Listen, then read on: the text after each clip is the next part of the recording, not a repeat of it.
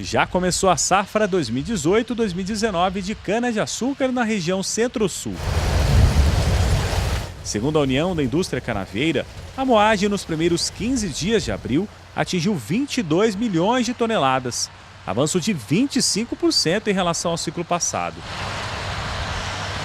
A proporção de cana direcionada para etanol registrou expressivos 68%, 8 pontos a mais que em abril de 2017. Com isso, o crescimento da produção de etanol na primeira metade do mês saltou de 686 milhões de litros para quase 1 bilhão de litros.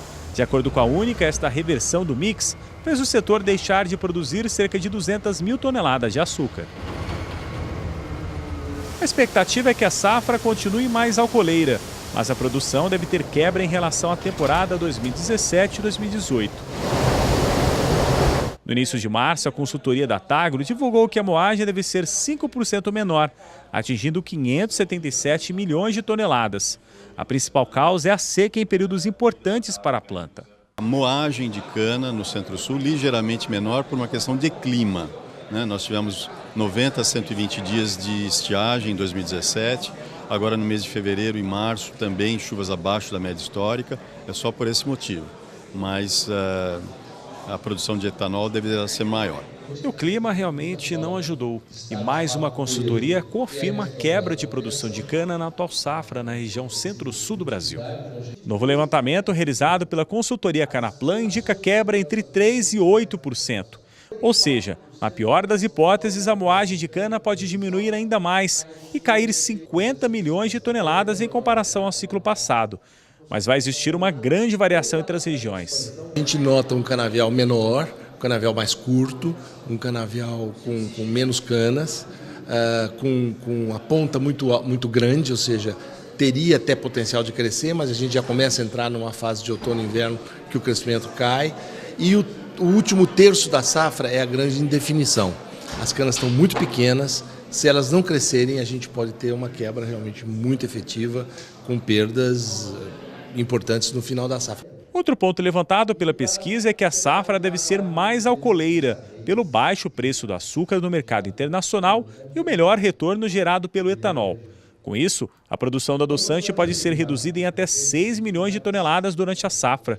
Vai todo mundo no talo, como a gente diz, todo mundo vai tentar fazer o máximo que consegue em álcool. A diferença de preços do açúcar para o álcool é enorme, nós estamos falando de 3 centavos de dólar por libra-peso, grosso modo. É uma distância enorme, então está muito melhor a situação do álcool, que inclusive o hidratado dá mais liquidez do que o açúcar, ou seja, é uma soma de fatores em função do baixíssimo preço do açúcar. Nós estamos vendo a 11 cents, é um preço que não paga custo de jeito nenhum. O cenário negativo na produção de cana preocupa o consultor e produtor Paulo Roberto Artioli. O setor investiu, mas a baixa produtividade e os preços que não remuneram podem trazer desequilíbrio para as contas. Quando se fala de custo e benefício, ainda nós não paramos de mexer com isso. Nós estamos procurando fazer o máximo possível em produção, que a única coisa que nos vai salvar aí é o aumento de produção. Mas também temos que tomar cuidado com o preço que fica essa produção.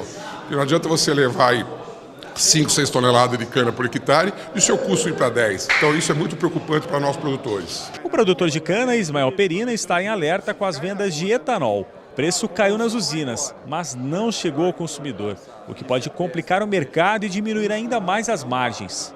Isso não promove ações de benefícios nem para o produtor e nem para o consumidor, que o produtor vende barato, o consumidor continua pagando caro na bomba e nós, produtores de cana, que temos nossos preços formados a partir do preço na usina, não temos a possibilidade de ter rentabilidade e continuar produzindo de uma maneira bastante econômica.